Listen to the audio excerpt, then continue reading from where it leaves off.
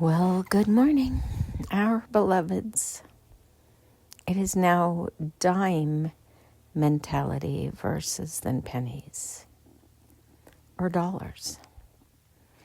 If you look at the dime,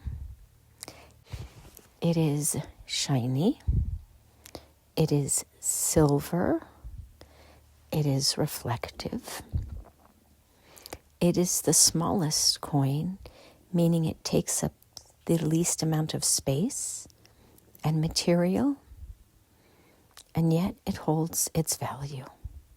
Now, what does that mean to you? That bigger is not better? That ostentatious does not add value necessarily? If you look at the penny, the nickel, and the dime, and then the quarter.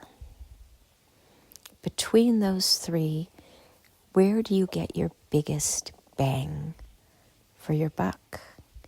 It is with the dime. The footprint is smaller. The material required to manufacture a dime is less, and you get 10 cents in value. Therefore, it is the biggest bang for your buck. And it is small and simple. So where in life do you have the mentality of the dime, where you don't take up more space, but you hold, retain, and know your value? When you look at the choices that you make, do you make choices that align with the penny, which has been taken out of production, the nickel, the dime, the quarter, or maybe a silver dollar?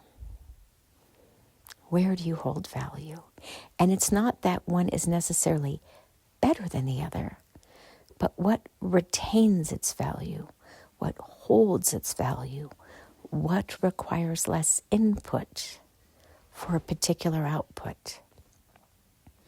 When you begin to recognize that retaining value is actually more important than spending, you will create a different relationship with that which you purchase. You will not simply say, I want this today, but you will say, is it worthy of the money that I am spending? Will it retain its value? Will it hold its value? And am I getting, to a certain extent, the biggest bang for my buck? When you shift your mindset of what it is to be alive, what it is to be embodied, what it is to live and make choices and pursue dreams, maybe your dreams can be more going within and less going without. Maybe your mindset can be, I can be happy even if I don't spend money. I can be happy while being mindful. It's not about abundance or lack of abundance. It is about perspective on where you find abundance.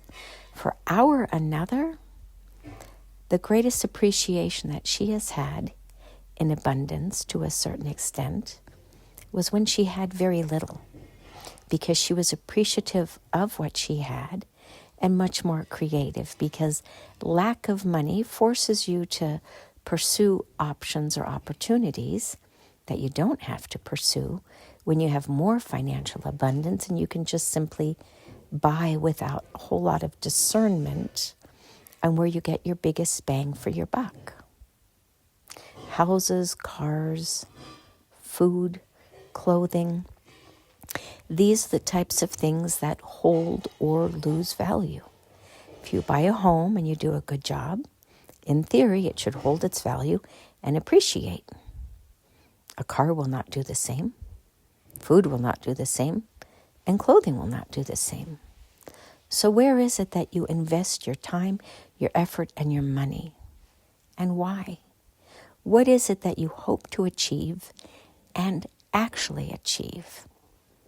Do you keep pursuing a new high, a new and more important sense of value? Or do you buy something because it meets a need of yours that needs to be met? Do you buy a fancy car or just a simple car that gets you from point A to point B? When you buy your clothing, is it because you feel good or because you want other people to perceive you a particular way? And then there is just simply gluttony. Gluttony goes across the board. It is not only food related. So today we just want to focus on the dime, which in the American monetary system is the smallest and holds the greatest value per ounce, so to speak. So why not start to look at investment from a different perspective? Maybe you don't want to buy a quarter. Maybe you want to buy a dime because you get a bigger bang for your buck and it only costs you a dime's worth and not a quarter's worth.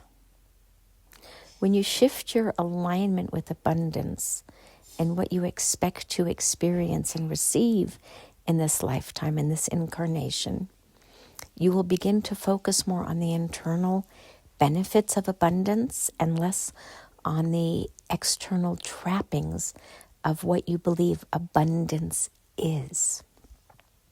Somebody sold you a bill of goods and you, society, have run with it. So maybe it's time just to reassess and figure out why you buy what you buy and what you hope to get from it. And maybe you can find a greater satisfaction from a different perspective, and then you can align with those who have less, find purpose, find meaning, and then gift the rest to humanity in one form or another where you become the agent of change that you wish to see. And if you are somebody who can only afford a penny's worth, then maybe really lean into this mindset so that you can hold the space for the others who will move from the quarter or the nickel to the dime, where they look for the greatest value that will inherently hold its worth with time. Everyone needs to be part of the solution, not only the wealthy or the perceived to be wealthy, but everyone. Because as we align to internal valuation and sharing our goods with others, it will require us all to have a shift in what abundance looks and feels like, and to be willing to share our sense of abundance with everyone, because at the end of the day, aren't we all just one? And so it is. Namaste.